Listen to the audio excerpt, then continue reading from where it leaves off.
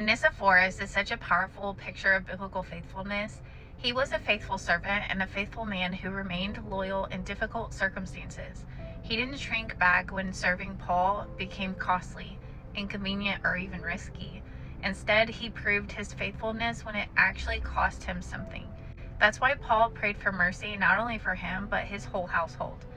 We don't know a lot about Onesiphorus, but what we do know is powerful. He likely lived near Timothy, and Paul clearly held him in special regard because of how intentional he was in blessing and refreshing him.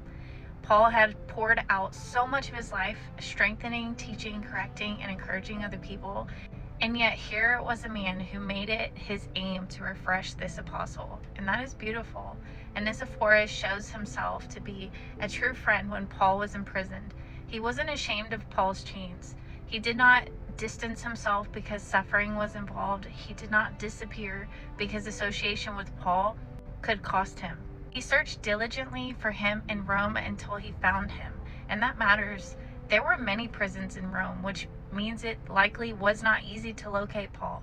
It took effort, it took courage, it took time, but he kept looking until he found him.